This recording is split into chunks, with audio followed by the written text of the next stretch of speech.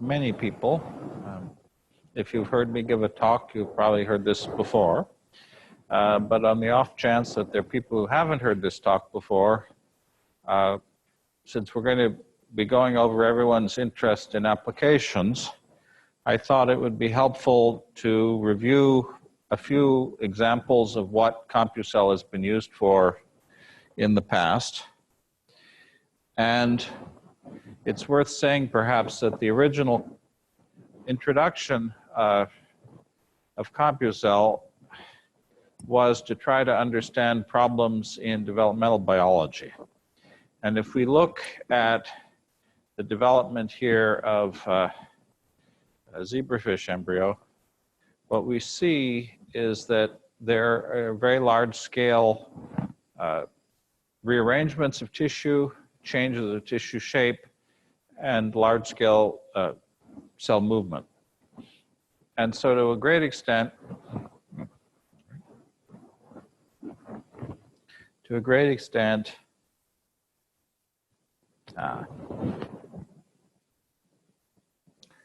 CompuCell was written to address this concept of virtual tissues. And virtual tissues are fundamentally multi-scale agent-based models. We're focusing on emergent phenomena resulting from the interactions of agents, and they're fundamentally mechanism-driven. And again, I think probably most people in this room are used to modeling of this kind, but when people come from a bioinformatics background, for example, this approach to computation isn't something that's so familiar. Typically, we're interested in going from cells to tissues to organisms. We're not usually going down to molecular levels.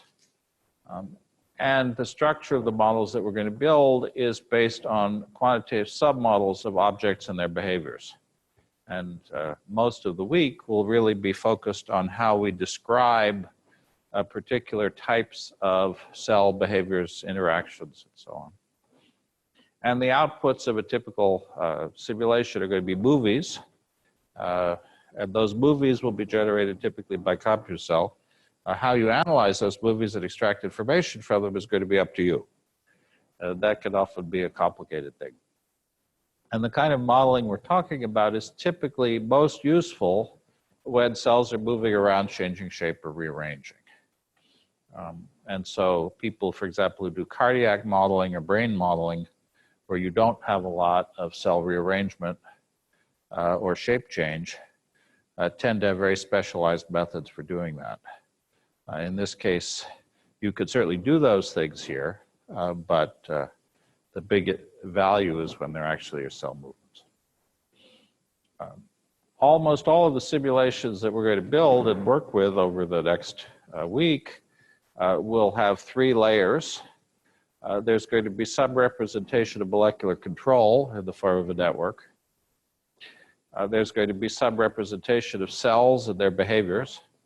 And one of the scientific issues that we're going to face, and there isn't really a perfect solution for this, is that the molecular concentrations that are easy to measure in modern day experiments don't map in any simple way to the cell behaviors we care about. And so that's something we have to face every time we build models of this kind. And then once we have our cell and individual behaviors, we typically have larger scale models of the environment, things like chemical fields, mechanical force fields, and so on. And what we're really interested in is how we go from the individual agents, which are cells, to the large scale behaviors and structures of tissues. So when we come into CompuCell and ask what are the primitive things that we could build models out of, we'll find that there are four classes of object that we're going to work with repeatedly. What we call generalized cells, links, fields, and networks. And we've seen three of those in the previous picture. Generalized cells are essentially volumes in space that are mutually exclusive. And the classic thing that would be a generalized cell would be a cell. However, the concept in an abstract level is pretty generic. It could be any volume. It could represent a small portion of fluid. A generalized cell could be a cell which contains other generalized cells. Those other generalized cells could represent, for example, the nucleus of the cell, the cytoplasm of the cell, the mitochondria of the cell. And so you could have a component. And then those generalized cells themselves will typically have properties like volume, polarity, surface area, and so on. And they'll have certain kinds of behaviors. They can move, they can be created, they can grow, they can disappear. And they can interact both with each other and with other object classes. I don't see surface tension, but that would be under surface area. So adhesion probably would be what I would say there. I could have said surface energy, for example. Exactly how you name your functions is going to vary a little bit. I have to say I'm probably not 100% consistent about that naming, so thank you. But here, when I'm talking about adhesion, that would be fundamentally a concept of surface energy. But what about the actin-myosin cortex? So, That's what I would consider surface. right, okay, fine. So intrinsically, these cells are bags of material, and they don't do anything by themselves. And so if you want to represent actin-myosin contraction, for example, you'll have to have a model of what's happening. For example, you could have, well, we'll come to fields in a second. Maybe we'll do fields next. So the second concept that we'll have is a concept of a field. And the typical thing that fields are is not spatially exclusive. You could have many fields occupying the same space. Usually they represent some abstraction of chemical concentration, although they could represent electrical potential, gravity, or something else. Fields have, as their basic behaviors, the ability to diffuse and to decay. And there's also a concept of reaction. And so Gilberto, I think Wednesday, is going to Thursday, well, maybe, well, we can always change the order if there's great demand, has a nice model where he takes a cell, he divides it into three basic compartments: a nuclear compartment, a cytoplasmic compartment, a lamellipodium compartment. There's a concept, rather abstracted concept of actin-myosin, in this case really actin, polymerizing actin. And so there's a field which lives inside the lamellipodium, which applies a force which pushes the cell forward. Now you could build a more detailed model where you actually had an actin field, a myosin field, and an ATP field, and then calculated forces based on that. So those would be a possible way of trying to build actin-myosin.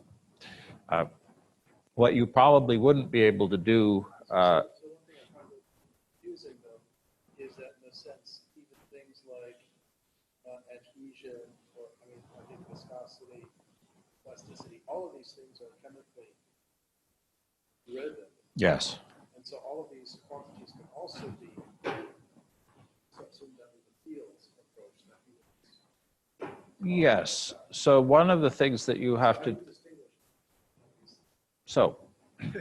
So when you do, so these are really good points, and you'll run into these repeatedly during the course of the week. When you're going to build a model, the first thing you have to do is to decide what it is you're modeling at a biological level.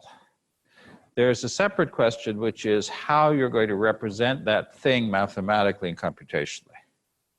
And so, for example, if I'm going to build a model of an ecosystem, I might build a population model where I care about the total number of individuals of each type, but I don't represent the individuals. And then I might write, for example, an ordinary differential equation model of how the population grows. On the other hand, I might actually care about the individuals, and then I might build an agent-based model where each individual is actually explicitly represented. I might have a model where there's more detail, where I actually go inside of the individuals and represent, for example, their metabolic function in some detail. And so the level of detail at which I will choose to represent a given process is to some extent arbitrary. It's not arbitrary in the sense that once I've made the choice, I'm making certain commitments, but it's a choice I make. It's not imposed necessarily by the problem. And so, for example, right. On the other hand, at a computational level, these are in fact computationally different structures. And so once I've made a decision that I'm going to represent cells as agents, for example, then I've made I've made choices that will have consequences. I could, instead of having cells at all, have a field which represents the density of cells of each type and represent the cells as a continuum with partial differential equations. People do that. Or it's not built into CompuCell, but I might have, for example, a cellular automaton model of cells that I wanted to use. Or I might have a finite element solids model that I wanted to use. But these are the primitive concepts that I have. How I'm going to use these to describe the particular biological system I'm interested in is up to me. And that's going to be a matter to some extent of convenience. For example, if I'm going to model fluids, typically we use fields to do that. But in fact, you can take generalized cells, define them to represent small volumes of fluid particles, define their correct interactions to give you Navier-Stokes, and solve Navier-Stokes that way. It winds up being relatively time-consuming and inefficient way to solve Navier-Stokes equation, but you could do that if you feel like it. And we do have simulations where we do that. And so in a sense, the granularity with which you're going to represent something is a decision that you have to make based on what you think are the important parts of the problem.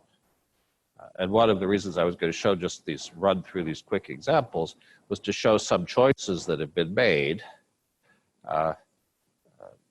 which aren't exclusive, but suggest how some people make those kinds of decisions. So in principle, we could take, I don't know, like inertia and move it down to the field's properties. Well, I don't know.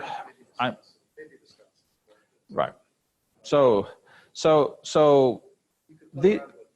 that's right. I mean, these are the primitives that CompuCell provides with reference to these particular object classes. There's nothing that would stop you from writing an additional set of behaviors or interactions or properties for any object class. Or for that matter, if you're really ambitious, you can define new object classes inside of CompuCell. But these are the primitives that exist within CompuCell. The ones that are most familiar would be the ones that I showed, which would be cells and generalized cells, chemical fields, networks, which are non-spatial, which represent essentially chemical reaction networks, signaling networks, metabolic networks, control networks, which live in some abstract space but attached to objects. And then it winds up that cells by themselves are essentially fluid-like in their behavior.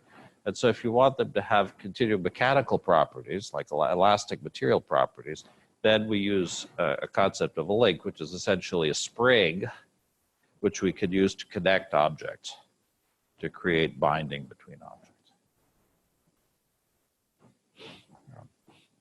Typically, in the old days when CompuCell was originally developed, we thought of cells as simply blobs, homogeneous blobs of material. These days, we can build more complex objects. So here's a little representation, for example, of a cell, cytoplasm, and some kind of surrounding paramembrane behavior, which could, for example, be an actomyosin region. If we were going to represent an epithelial sheet, we might define apical, basal, and medial domains of the cell. What is going to happen is that when we have a color that's a single color, by default, all locations within that color will have the same properties. And so if we want to define compartments that have fundamentally different properties, we define different. This is an example, an old example of Giulio's, looking at PIP2, PIP3 polarization inside of a single cell. Gilberto will present cell crawling using this simple actin polymerization model a little bit later. And again, you can build fairly complicated subcellular models, and Giulio, I think, will address some of these later on in the course. Just coming back to the idea of links, links fundamentally are a generalized concept of a spring that give you solid mechanics. One issue that you'll find with links when you work with CompuCell is that links have two kinds. They can either anchor to fixed points in space, or they can anchor to cells. That we don't have the ability to have a floating object, which would be equivalent to a center model anchored to links. And you could use links to build relatively complex models of mechanical reorganization in cells. This again is from Giulio. This is a model of convergent extension. And these work both, sorry, I don't know why that skipped.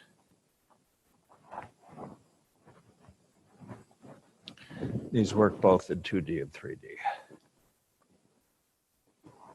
All of the simulations I'll show are CompuCell. So what I wanted to do very quickly was talk about some examples. Again, many people have seen this before, but just in case you haven't, we can try to ask the kind of question, what could we do with these kinds of models? And again, originally, these were really built to try to understand the basic biology of development. As time has gone on, we've tried to use them in areas of chemical toxicity prediction, therapy design, therapy personalization.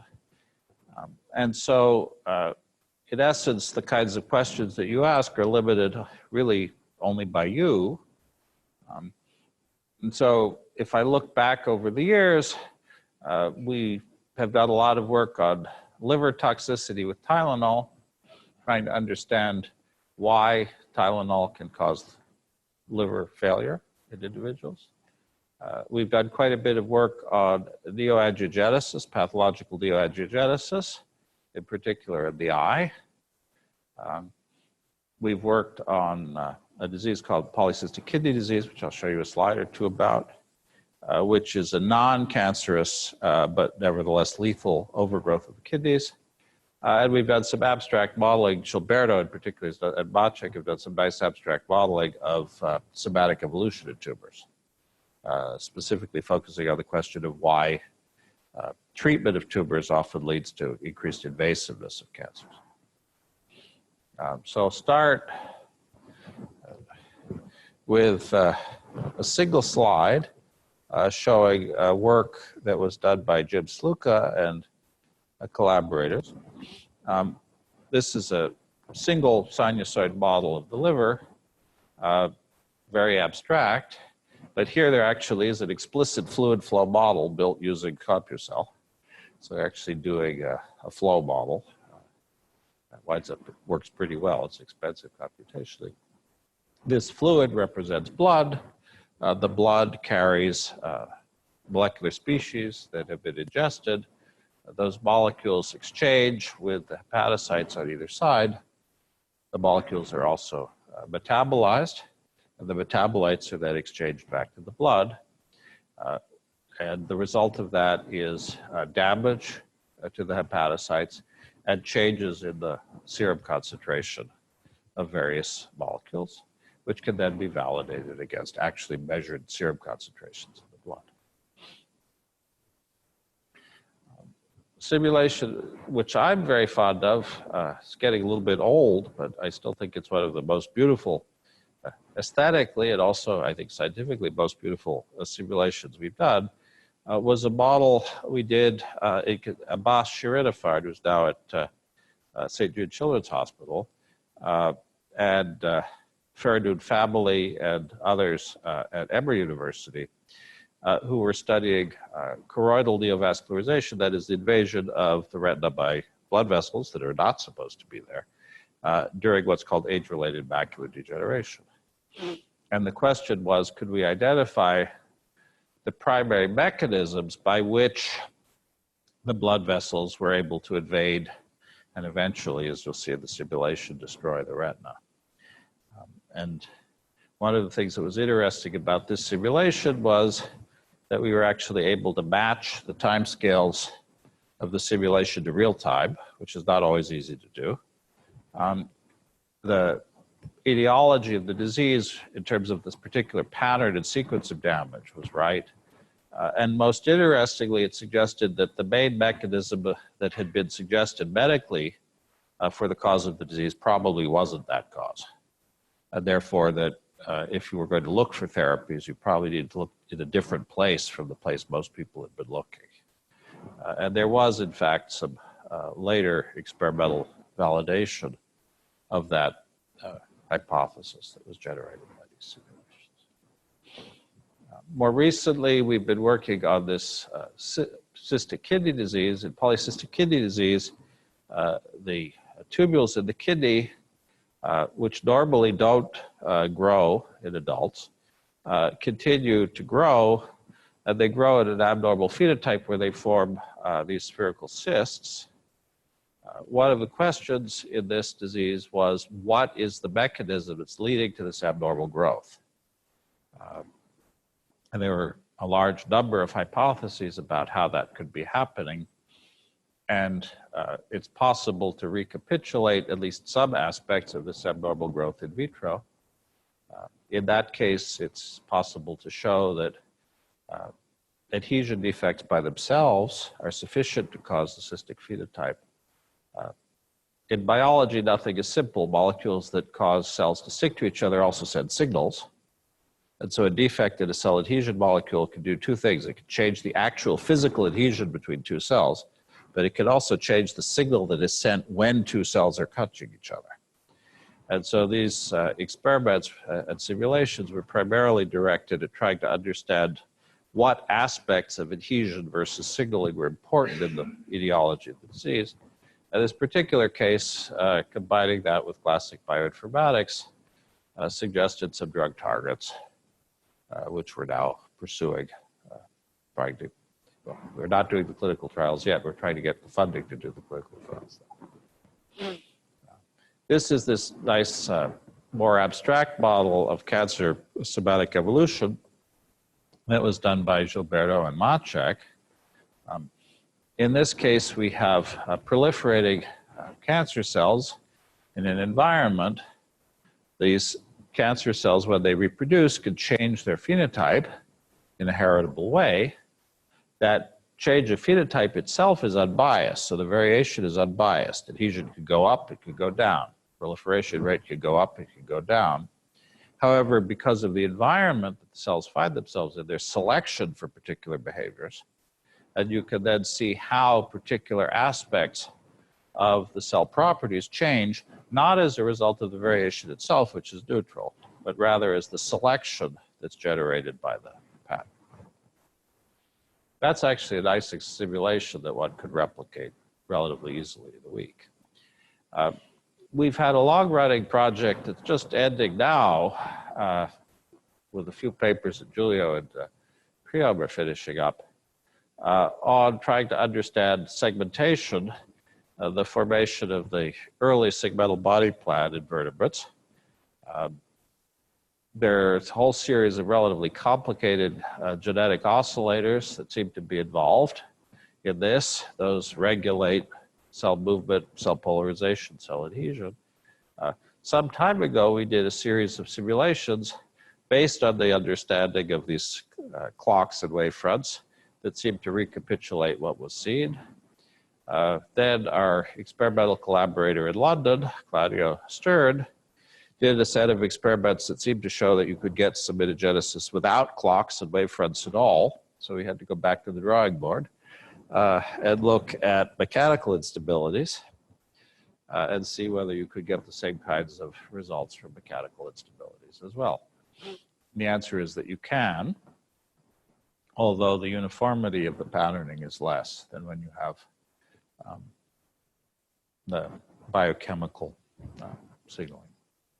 And so one of the things that you see repeatedly in biology is that the idea of Occam's razor that physicists like doesn't work. And in particular, you very often will see the same process regulated or controlled by two parallel pathways that are equivalent to each other, or at least roughly equivalent to each other. In some cases, you'll see a situation where you'll have a coarse grained process that takes you most of the way to some final state, and then a refinement process that operates on shorter timescales and length scales that cleans it up. That's one way things happen. In other cases, and this one seems to be one of them, you actually have two processes that are fundamentally doing the same thing at the same time. And that makes validation a little bit harder, because you can do one by itself, you get the right answer, do the other by itself, you do the right answer. However, if you actually look at the experiments, they operate together. So one of the questions is, why would you have that? And at least a reasonable hypothesis is that that's gives you certain kinds of additional robustness to perturbation. But of course, those hypotheses need to be tested in experiment.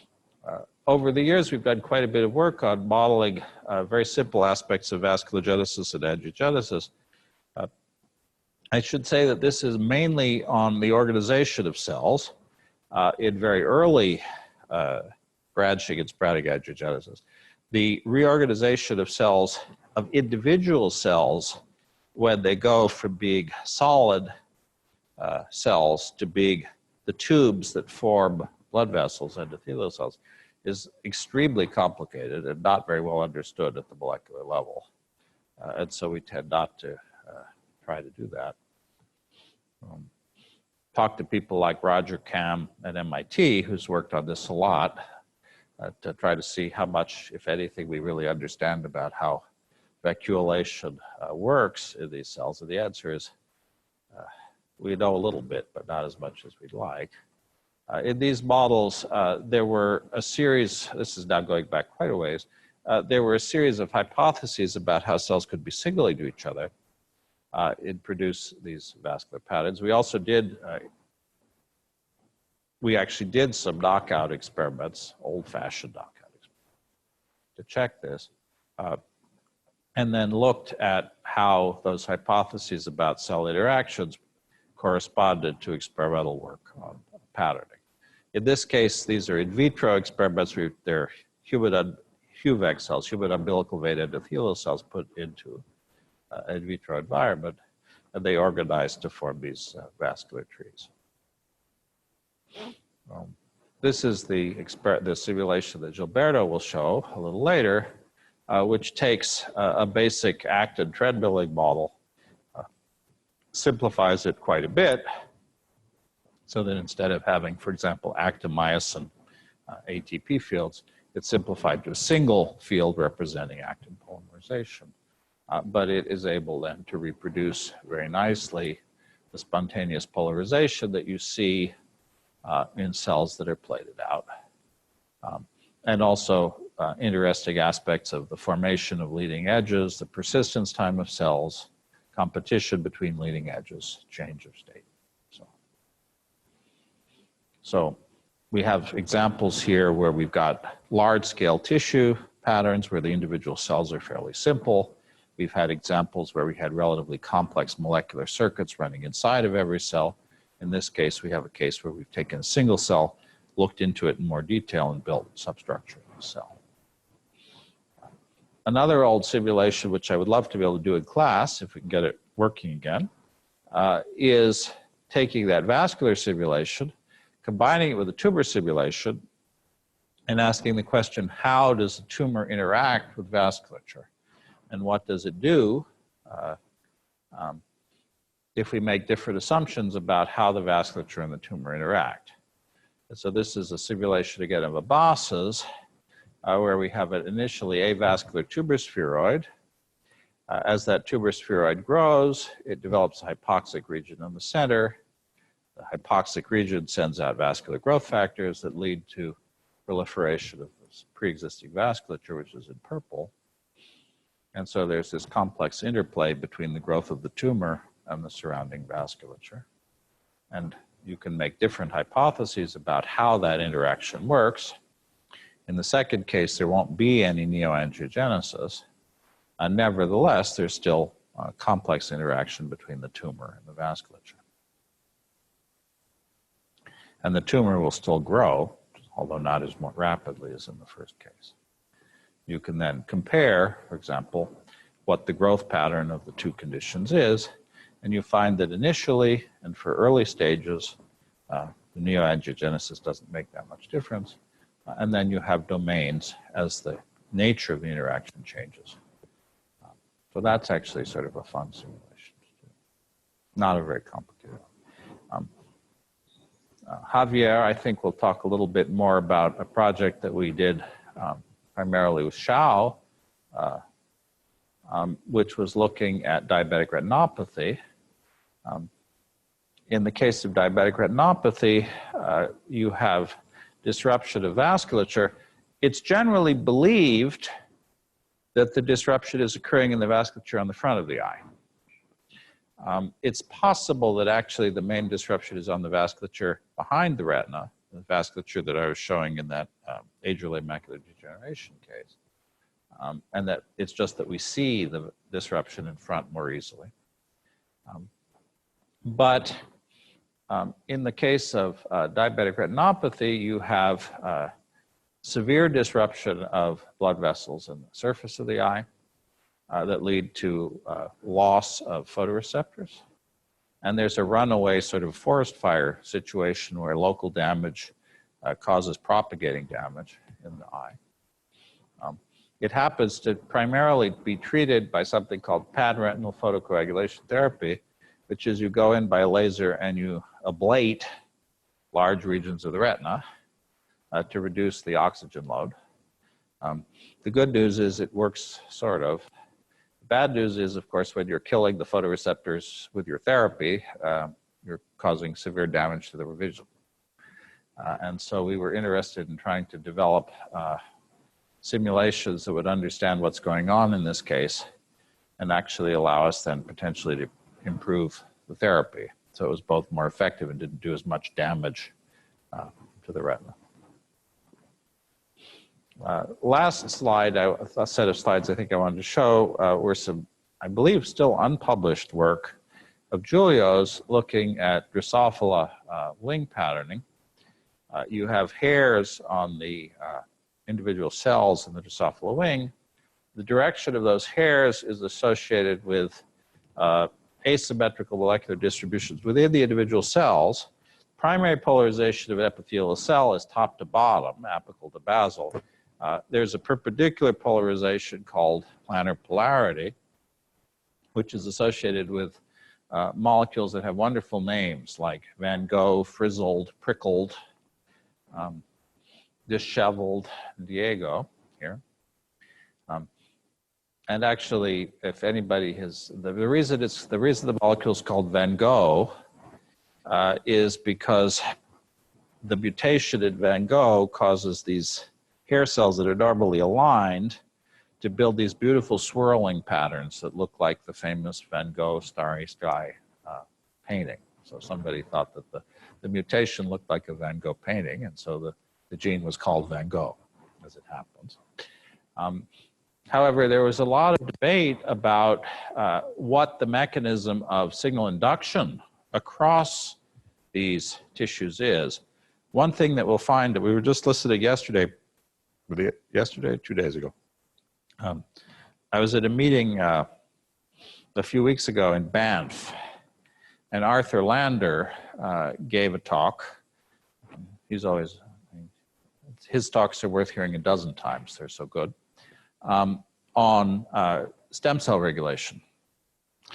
And one of the classic things which we'll talk about here as well, but he talked about quite a bit, is that a lot of the biological processes that we'll talk about will have a diffusing molecule, a diffusing morphogen like FGF4, TGF-beta, something else, a growth factor, which we will associate with some change of cell state.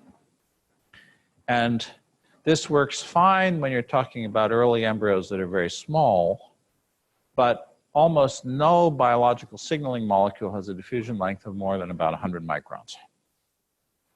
And so that means that it's almost impossible to design a system using diffusing molecules that build structures that are much bigger than 100 microns.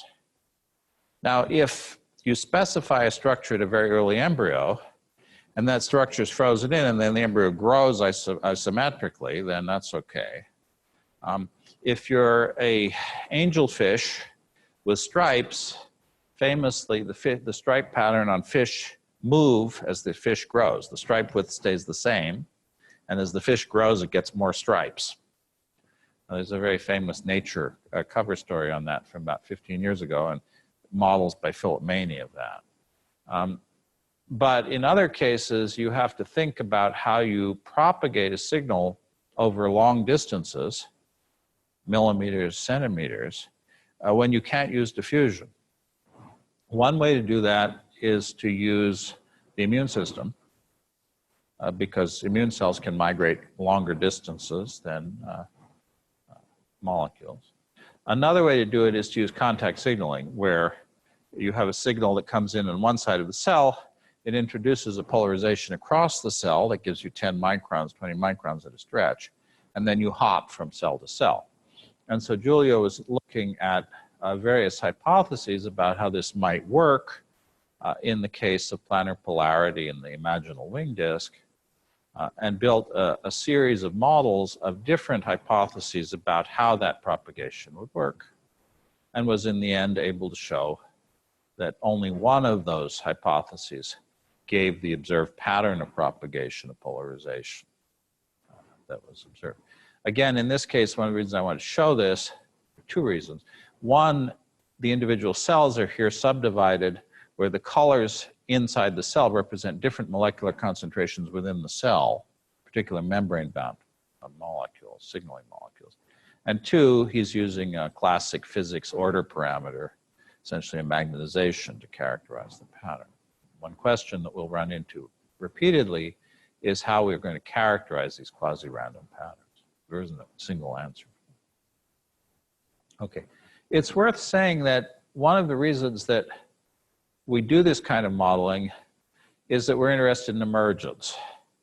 And so typically what we're interested in is a situation where we know that there's some agents, cells, molecules, and so on, that are interacting in a particular way. And what we're interested in is the larger scale behavior, the macroscopic behavior of that interaction system. Of course, both living and non-living systems can exhibit emergence. And as Stefan was talking about, one of the classic examples of emergence would be the formation of the cytoskeleton inside of a cell. But we can come up with a lot of other examples, from fish in a school, to traffic on a highway, to stock market traders causing a crash. One of the things we'll find in any of these is that we have objects, the things that are doing the interacting. They have some set of autonomous behaviors. They have some set of interactions, and they have some set of dynamics that describe, given those objects, properties, interactions, what happens in time.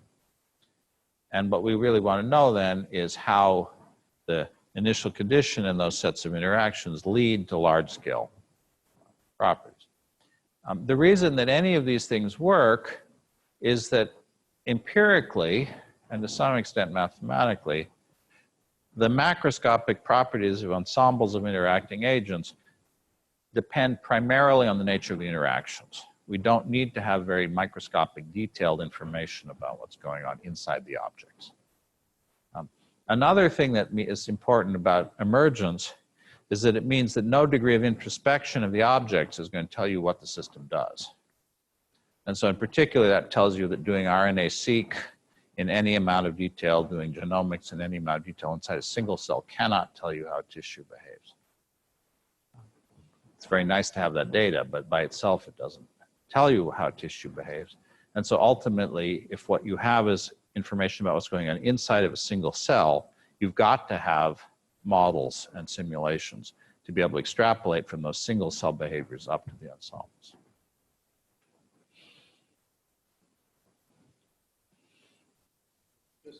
Yeah. I would think that if you had spatial temporal RNA sequencing gradients, Well, certainly, then you could actually use polymerase. right. So certainly the kinds of things that Jim Sluka and Ellen, who's just left, are working on in HubMap, where they're doing detailed atlases where you have molecular information in a spatial context, is really interesting. They're still essentially looking at snapshots, now getting some movies. The question again is how you translate that molecular information into the behavioral information that you care about. And I don't have a good answer for that. We hope that this kind of modeling can be used to do some of that kind of extrapolation. Okay. And of course, all of these things are challenging. We have many components. We're not going to ever be able to simulate in the simulations we do here. We're going to simulate hundreds or thousands, or maybe, if we're lucky, tens of thousands of cells, not the 10 to the 7th or 10 to the 8th cells that would occur in cubic centimeters of tissue. Number of cell types is going to be very different. And of course, no two cells are alike. So just because two cells are hepatocytes doesn't mean they're the same. Number of parameters is large, and we don't always know what the parameters are. We don't know how to parameterize. And those, we don't have what we, as physicists or a mechanical engineer, would call constitutive relations. And the lack of coarse-grained constitutive relations is a real problem. And on the other hand, we can't go back and say, well, we're going to model everything. We're going to do molecular dynamics on tissues, although some people would like to do that. Comparing experiments to simulations isn't so easy. If you have movies, what is it that you're going to compare? All of these simulations and experiments are stochastic. And so you don't expect to get the same pattern every time. And then the question is, what features are you going to use to determine whether the patterns are the same or not? And so modern AI now is trying to do some of that. How successful it'll be interesting to see. There's still a lot of science we don't know. From point of view of mathematics and computation, a coupling between scales, times, and elements is tight. Simulations and modeling are easier when you have loose coupling. You can do things like perturbation analysis, separation of timescales. You don't get that usually in biology. And so there are a lot of issues that we're going to face. Nevertheless, there's still a lot we can do. And so one of the most important things to do, and that's why we ask people to start with this today, is to try to think about what questions you want to ask, and to try as much as possible to narrow those questions down in a way that is tractable. Because ultimately, if you don't frame a question that you can answer, no amount of computing is ever going to give you an answer that's meaningful.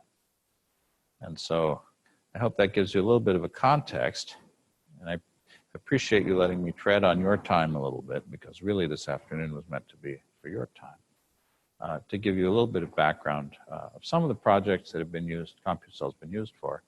There are a lot of other ones, of course, that I haven't presented, but several of these will come back, and I wanted to give you at least a basic introduction. So thanks very much.